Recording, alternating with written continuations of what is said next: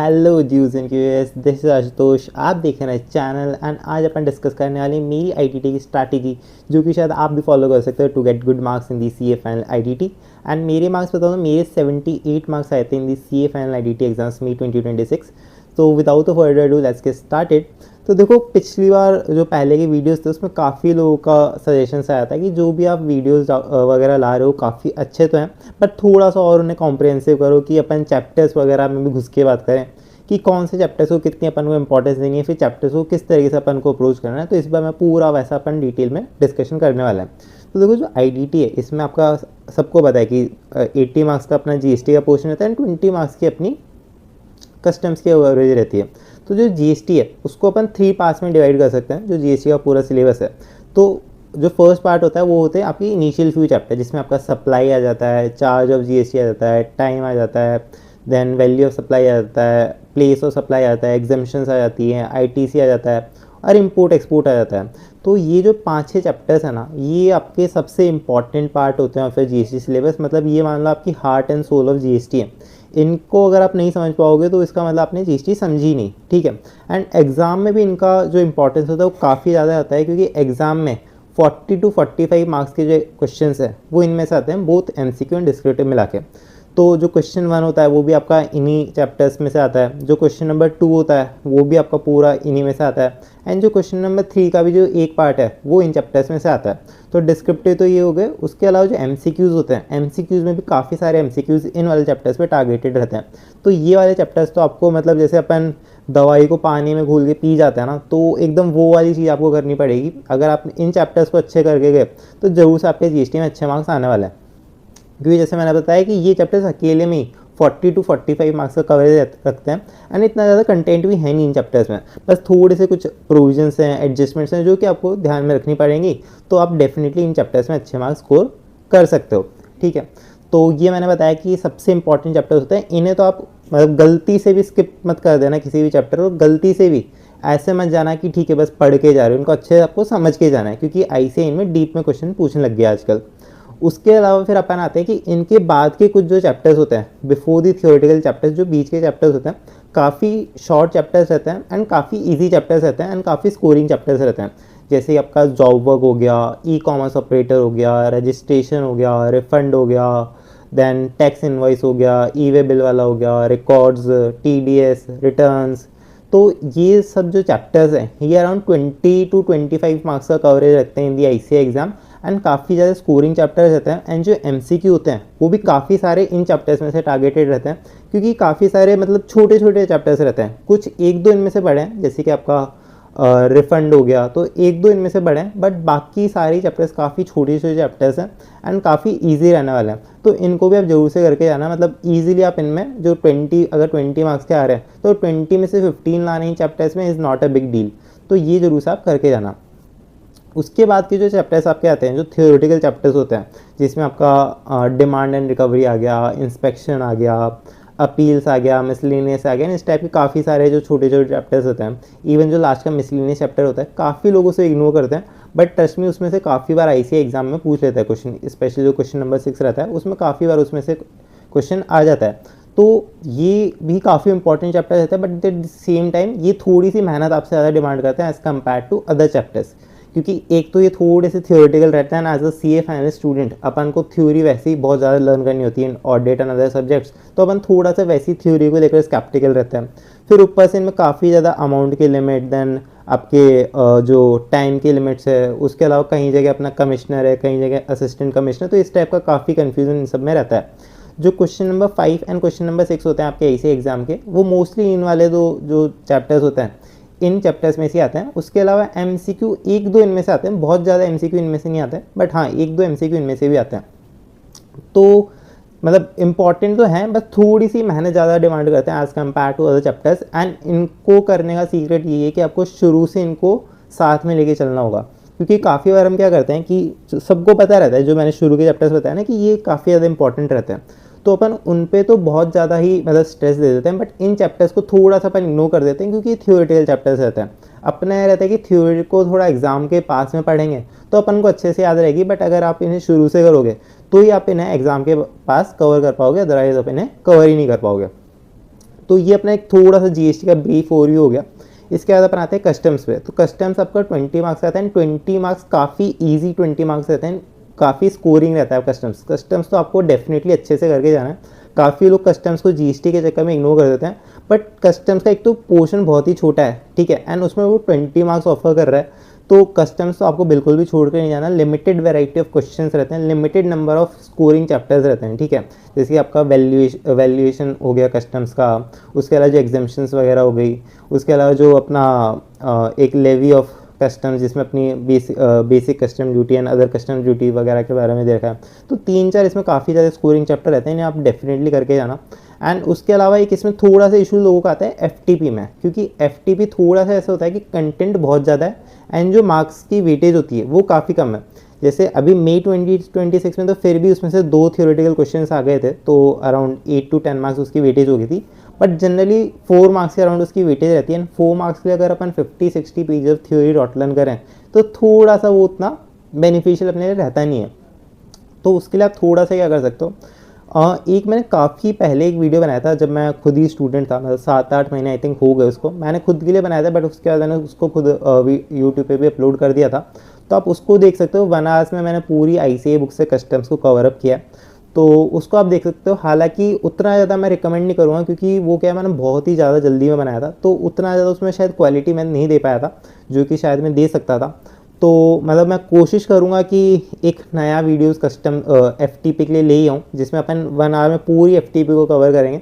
तो उसका सिंपल सा पर्पज़ ये रहता है, अगर आप उसे एग्जाम से पहले 2 या 3 बार देख के जा रहे हो, उस 1 आवर की वीडियो को 2x पे या फिर 1.75x पे भी देख के अगर आप जा रहे हो ना, तो एटलीस्ट आपको कुछ तो पता है कि जो क्वेश्चन में पूछा गया उससे कुछ तो रेलेवेंट पॉइंट्स आपको याद आ जाए। एंड अगर 4 मार्क्स का क्वेश्चन है तो एटलीस्ट 2 मार्क्स तो आप स्कोर कर पाओ। उस वीडियो का पर्पज़ बस इतना सा रहता है। तो देखूँगा अगर मुझे टाइम मिलता है तो मैं डेफिनेटली उस वाले वीडियो को आपके लिए लाऊंगा, अदरवाइज आप पुराना वाला वीडियो भी रेफर कर सकते हो। एंड तो एफटीपी का ये रहता है, तो अगर किसी का टाइम ज़्यादा है तब तो पूरी एफटीपी कवर कर सकता है, जैसे मैंने करी थी क्योंकि मेरे पास टाइम काफ़ी था। तो बट अगर ऐसा नहीं है तो फिर आप जो लिमिटेड है उसी को आप, मतलब जो लिमिटेड जितना आपको लग रहा है बेनिफिशियल है उतना आप कवर कर सकते हो। उसके अलावा जो एक बात मैं हमेशा बोलता हूँ, सबसे ज़्यादा स्ट्रेस मैं इसी बात पे देता हूँ कि आपको अपनी बुक हमेशा ऐसी रखनी है जो कि 1.5 डेज़ में आपसे कवर हो पाए। क्योंकि जो मेरे साथ मेरे काफ़ी सारे ऐसे फ्रेंड्स हैं, क्योंकि आप एग्ज़ाम हॉल में जाते हो तो काफ़ी लोगों से आपकी बात भी होती है, तो मेजर इशू बताओ सबको क्या आता था कि 1.5 डेज़ में उनका सिलेबस कवर ही नहीं हो पाता था। एंड सिलेबस क्यों नहीं कवर हो पाता, उसके 2 पॉइंट्स रहते हैं। एक तो ये रहता है कि आपने पहले मल्टीपल रिविजन्स नहीं किए।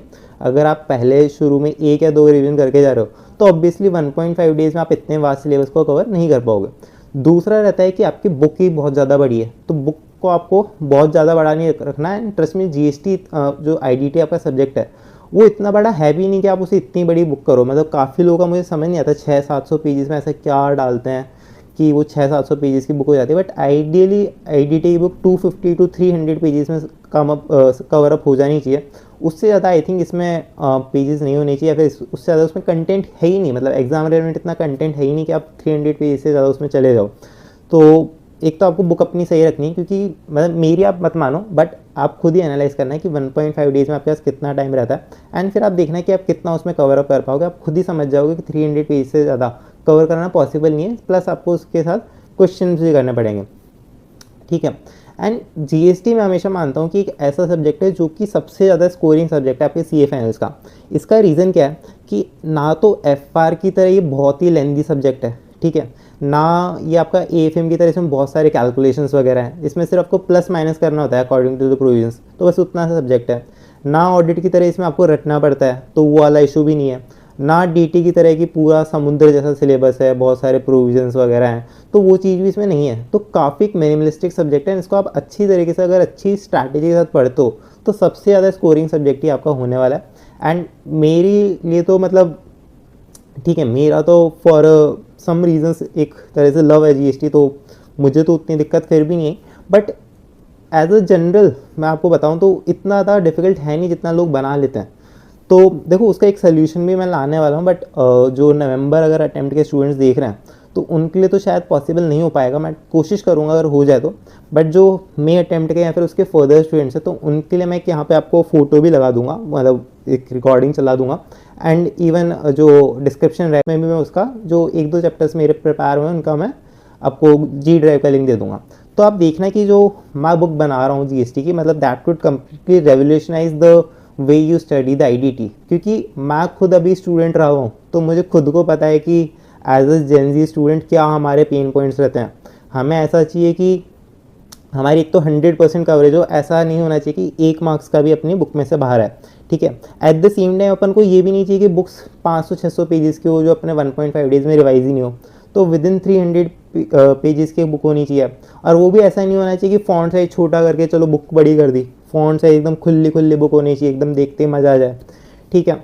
उसके अलावा मतलब पूरी ICAI की लैंग्वेज होनी चाहिए कि हमें मार्क्स भी 100% चाहिए, ठीक है। तो देखो ये सब चीज़ें करना ना थोड़ा सा मुश्किल हो जाता है, बट मैं अपना पूरा ट्राई कर रहा हूँ। अगर आप 1-2 चैप्टर्स मेरे देखोगे ना, तो आपको दिखेगा कि मैंने कितनी मेहनत करी है, क्योंकि मैं ये जो बुक है पूरी ICAI मॉड्यूल से बना रहा हूँ। तो ICAI मॉड्यूल ही है ये, बस उसको अपन ने एक अच्छे तरीके से प्रेजेंट किया है, पूरे चार्ट्स में अच्छे एग्जाम्पल्स के साथ प्रेजेंट किया है जहाँ जहाँ भी रिलेवेंट है। उसके अलावा टेबल्स एंड फ्लो चार्ट्स वगैरह।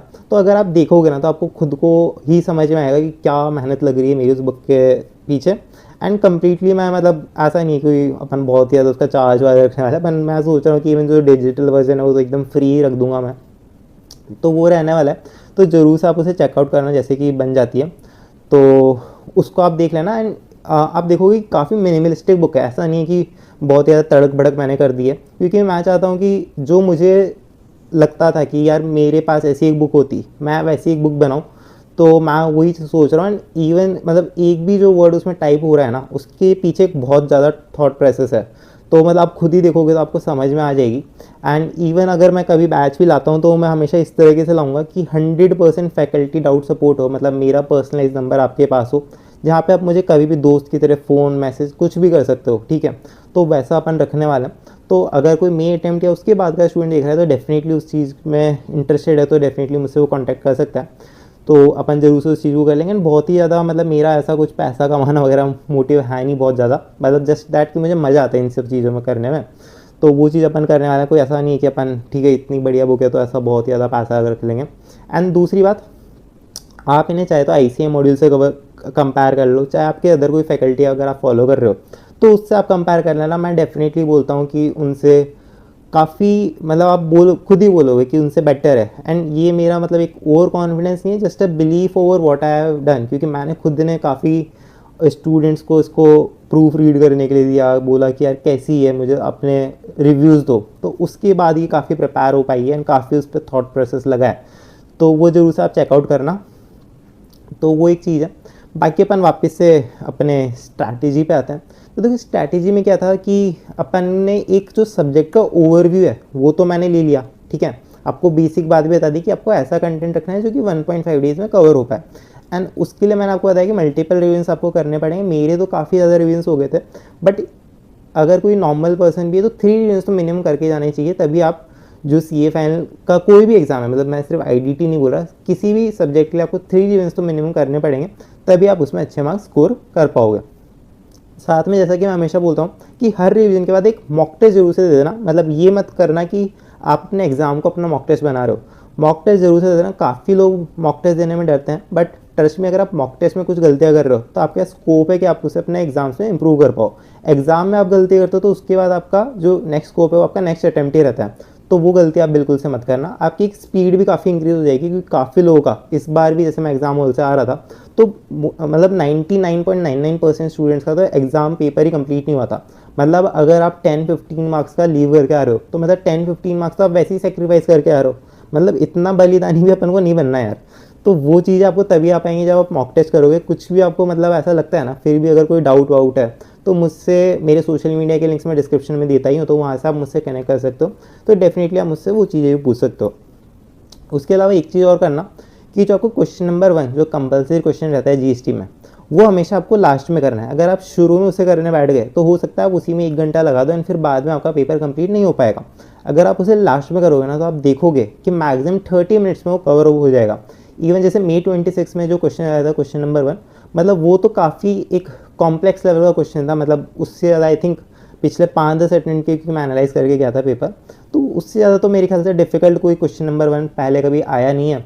तो उस क्वेश्चन को भी करने में मुझे अराउंड 40 मिनट्स लगे थे एंड में। बट अगर नॉर्मल जो क्वेश्चन आते हैं वो तो ईजिली आपके 25-30 मिनट्स में हो जाएंगे, प्रोवाइडेड आपकी सफिशिएंट प्रैक्टिस हो। दूसरा, डीटी में काफ़ी लोगों को इशू आता है कि एमसीक्यूज़ में बहुत ज़्यादा गलती होती है। मतलब ठीक है, डिस्क्रिप्टिव में तो हम फिर भी लिख पा रहे हैं, बट एमसीक्यू में हमारी काफ़ी गलती होती है। मेरे अभी जो एग्ज़ाम हुए थे उसमें एमसीक्यू में 30/30 आए आईडीटी में। तो वो कैसे हैं, देखो उसके लिए आपको मल्टीपल जो केस सिनेरियो हैं एमसीक्यूज़ के, वो आपको प्रैक्टिस करने पड़ेंगे। वो आप कहाँ से प्रैक्टिस करोगे, कुछ मॉक टेस्ट सीरीज देखिए तो वहाँ से प्रैक्टिस कर लो। आरटीपीज में बहुत बढ़िया बढ़िया आपके केस सिनेरियो आते हैं, मतलब जो एग्जाम में आता है उससे थोड़ा सा हाई लेवल ही आता है, तो वो जरूर से आप प्रैक्टिस कर सकते हो। प्रीवियस ईयर क्वेश्चन पेपर्स जो आपने नहीं देखे हैं रिसेंट के, आप उन्हें भी प्रैक्टिस कर सकते हो। उसके अलावा आईसीएआई ने अपने पोर्टल पर एक एमसीक्यू बुकलेट डाल रखी है, आप चाहे तो उससे भी प्रैक्टिस कर सकते हो। मैं उसे उतना ज़्यादा प्रैक्टिस नहीं कर पाया था, शायद मैंने 1 या 2 केस स्टडी उसमें प्रैक्टिस करी थी, बट ठीक है, मेरा वैसे बहुत ज़्यादा प्रैक्टिस हो गई थी केस सिनेरियो वगैरह की, तो मुझे उतनी रिक्वायरमेंट नहीं थी। बट आप चाहे तो उसे डेफिनेटली ट्राई आउट कर सकते हो। उसके अलावा जैसा मैं हमेशा बोलता हूँ कि क्वेश्चन बैंक में अच्छे से मार्किंग करके रख लेना। जितनी आप मेहनत आज करोगे क्वेश्चन बैंक में मार्किंग करने में, उतना ही ईजी आपको होने वाला है अपने एग्जाम डे पे। ठीक है, अगर आप क्वेश्चन बैंक में मार्किंग नहीं करके रखोगे तो फिर एंड में आपको काफ़ी ज़्यादा इश्यूज आने वाले हैं। एंड में फिर यही होता है कि अपन क्वेश्चन नहीं देख पाते हैं। ट्रस्ट में, अगर आप क्वेश्चन नहीं देख रहे हो तो आप खुद का 10 से 15 मार्क्स तो ईजिली लॉस करा रहे हो, तो वो चीज़ आपको नहीं करनी है। एंड डीटी आईडीटी में तो उतनी ज़्यादा मुश्किल होती भी नहीं है क्वेश्चन बैंक में मार्किंग करना, क्योंकि यहाँ पे अपन को जनरली ऐसा नहीं होता है कि आपको पूरे ही क्वेश्चन में डाउट है। यहाँ पे अपन को हमेशा ऐसा होता है कि 1-2 एडजस्टमेंट्स में डाउट है, किसी एग्जामिशन की एडजस्टमेंट में डाउट आ गया, या फिर किसी आरसीएम एंट्री में डाउट आ गया, तो ये जनरली रहता है। तो बस उसको आप मार्क कर लो अपने हाईलाइटर से और वहाँ पे लिख लो कि आपको क्या डाउट था, ताकि आप अगला रिवीजन जब भी कर रहे हो तो उसमें आप उसको वापस देख पाओ। तो वो चीज़ आप जरूर से कर लेना। बाकी वैसे आईडीटी में स्पेसिफिकली क्वेश्चंस उतने रिपीट नहीं होते हैं, तो वो तो नहीं है, बट ऐसा है कि आपको एक अप्रोच मिल जाएगी किस तरीके से आपको एमसीक्यू करना है, किस तरीके से आपको डिस्क्रिप्टिव क्वेश्चन को अप्रोच करना है। क्योंकि डीटी और आईडीटी में ये चीज़ बहुत ही ज़्यादा इंपॉर्टेंट रहती है। क्योंकि डीटी और आईडीटी में क्या होता है कि अगर आपको जल्दी भी करना है पेपर एक, तो दूसरा अगर आपने क्वेश्चन को रीड करने में एक वर्ड भी मिस कर दिया तो फिर आपका पूरा आंसर चेंज हो जाएगा। हो सकता है कि आपको जहाँ पे 6 मार्क्स मिलने चाहिए थे वहाँ पे हो सकता है आपको 0 मार्क्स मिले। तो वो चीज़ मेरे से भी कई बार होती थी जब मैं शुरू में मॉक टेस्ट देता था ना, तो क्या होता था कि मैं जल्दी जल्दी में 1 या 2 वर्ड को ओवरलुक कर देता था, जिसकी वजह से मेरा पूरा क्वेश्चन आंसर गलत हो जाता था। तो वो चीज़ तभी आपको समझ में आएंगे जब आप मॉक टेस्ट करोगे, एंड तभी समझ में आएंगे जब आप प्रैक्टिस करोगे। तो वो चीज़ आपको हमेशा ध्यान में रख के चलनी है। बाकी काफ़ी लोगों का रहता है कि आरटीपीज़, पीवाईक्यूज़, एमटीपीज़ क्या हमें प्रैक्टिस करना है। तो देखो, अगर आपके पास टाइम नहीं है तो नहीं भी करोगे तो भी चलेगा, बट अगर आपके पास टाइम है तो डेफिनेटली आप उन्हें करके जाना। मतलब उसमें काफ़ी बेनिफिट होता है, क्योंकि एक तरीके से वो आपकी प्रैक्टिस हो जाती है। तो उस तरीके से करना। और मॉक टेस्ट जब भी आप देते हो तो प्रॉपर एग्जाम एनवायरनमेंट देना, ऐसा नहीं कि आप चीटिंग कर रहे हो या फिर 3 आवर्स से ज़्यादा ले रहे हो, तो वो चीज़ आप बिल्कुल भी मत करना। उसके अलावा मैं एक और चीज़ सोच रहा था, मतलब आपका फीडबैक क्या रहेगा उस पर वो डिपेंड करेगा। मतलब अभी जस्ट एक थॉट प्रोसेस है कि जो भी नवंबर स्टूडेंट्स हैं उनके लिए मैं कोशिश कर रहा हूँ कि एक ऐसा बैच लाऊं जहाँ पे अपन सारे स्टडी मटेरियल क्वेश्चंस करें। प्रीवियस 5 जो आपके प्रीवियस ईयर क्वेश्चन पेपर्स हैं, जो आपके आरटीपीज़ हैं, उनको पूरा अपन सॉल्व करें with in a period of 15 days, और वो भी लाइव। ठीक है, जूम सेशंस के थ्रू अपन करें। छोटे मतलब ज़्यादा बड़े भी अपन जूम सेशंस नहीं रखेंगे, एंड लाइव सॉल्व करेंगे। मतलब आपको भी कोई होमवर्क वगैरह नहीं रहेगा, क्लास में आपको मेरे साथ सॉल्व करना है। एंड क्योंकि जूम सेशन रहेगा तो 1 to 1 अपना कनेक्ट रहेगा, कहीं भी आपको डाउट आता है तो वो भी आप मुझसे पूछ पाओगे। उसके अलावा उसका जो डाउट सपोर्ट है वो टिल द एग्जाम्स में रखने वाला हूँ। मेरा पर्सनलाइज नंबर आपके पास रहेगा, आप मुझे कभी भी कॉल कर सकते हो, कभी भी मैसेज कर सकते हो for any GST concept related doubt, for any question specific doubt. ठीक है, बाहर का भी कोई क्वेश्चन है तो उसको भी आप पूछ सकते हो, या फिर इवन कोई स्ट्रैटेजी या फिर गाइडेंस रिक्वायरमेंट है तो उसके लिए आप मुझसे कनेक्ट कर सकते हैं। उसका जो प्राइसिंग है वो भी मैं बहुत ही ज़्यादा मतलब इतना रखने वाला हूँ कि ठीक है, मतलब मैं कोशिश करता है कि उसे फ्री भी रख सकता था, बट फ्री चीज़ में क्या होता है कि अपन उसको बहुत ज़्यादा सीरियसली नहीं लेते हैं। मतलब मैं चाहता हूँ कि लोग थोड़ा सा उसको एटलीस्ट सीरियसली लें, तो ज़्यादा नहीं रखेंगे, 200-300 रुपये रखेंगे, वो भी रिफंडेबल रखेंगे। कि अगर आपको लगता है कि यार जो मैं बोल रहा हूँ सच नहीं है, या फिर जो मैं डिलीवर करना चाहता हूँ वो नहीं कर पा रहा, तो आप 2-3 दिन में जब भी आपको लगे मुझे मैसेज कर देना, विदाउट एनी क्वेश्चन, आपका पूरा पैसा रिफंड हो जाएगा, जो भी 200-300 रुपये रहेगा। ठीक है, बाकी ऐसा होने नहीं वाला, क्योंकि आप मुझे जानते हो कि मैं कितना जो भी चीज़ करता हूँ उसके पीछे एकदम पूरा मेहनत के साथ लगता हूँ, एंड जो भी अपना रहेगा अपन पूरा डिस्कशन करेंगे। तो वो चीज़ आप ज़रूर से मुझे बता देना। अभी तो नहीं, क्योंकि अभी मेरा MDP वगैरह भी है, बट 10-15 दिन बाद अपन ये कर सकते हैं। तो अगर आप उसमें इंटरेस्टेड हो तो ज़रूर से मुझे बताना। जूम सेशन पे अपन ये सब चीज़ें कर सकते हैं, तो उसको आप मुझे ज़रूर से बता देना। बाकी स्ट्रैटेजी तो ये थी। इसके अलावा अगर आपको कोई भी डाउट्स वगैरह रहते हैं तो आप कमेंट्स में बता देना। उसके अलावा अगर आपके कोई अलग से कुछ आपके स्पेसिफिक पेन पॉइंट्स हैं, या फिर आपको लगता है कि मुझे कोई और ऐसा टॉपिक है जो उस पर मुझे वीडियो बनाना चाहिए, जिस पे शायद और किसी फैकल्टी ने या फिर और किसी रैंकर वगैरह ने वीडियो नहीं बनाया, तो डेफिनेटली आप वो भी मुझे कमेंट्स में सजेस्ट कर देना। मैं उस पर भी डेफिनेटली वीडियो बनाने की कोशिश करूँगा।